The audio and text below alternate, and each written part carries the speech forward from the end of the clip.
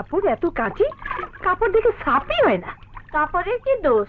ঘরের স্বামীরই তো দিল সাপতে চায় না। ওই মুখ পুরুরা জবান বন্ধ কর। কজনের মুখ বন্ধ করবি? সারা গায়েই তো রিরি করছে। ভোলার কুন্তির যে ঢলা ঢলি, ছি ছি ছি ছি ছি।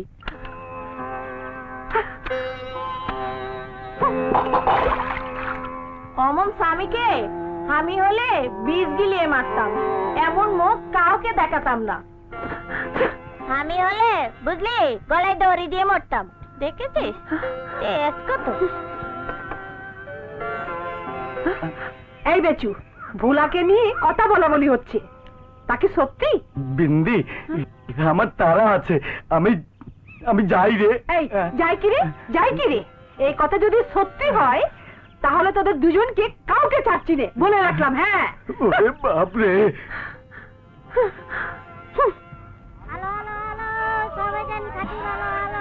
ভোলা,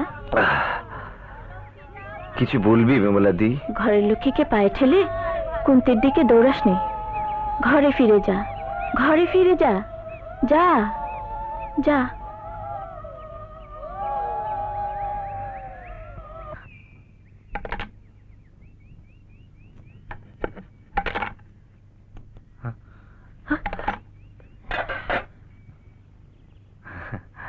সারা রাত কোথায় ছিলি?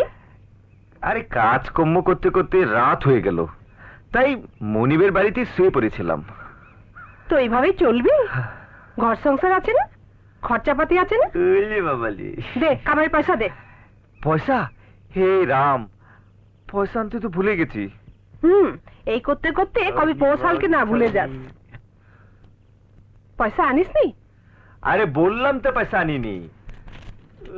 তাহলে এগুলো কিসের পয়সা? চুপ সালি, একদম চুপ, মরার সাপের মতো চুপ। সব জিনিস এত বুঝতে চাস নি। ও তাহলে গ্রামে যা লটেছে তা মিথ্যা? এই কুন্তির ঘরে যাসনি, রাত কাটাসনি?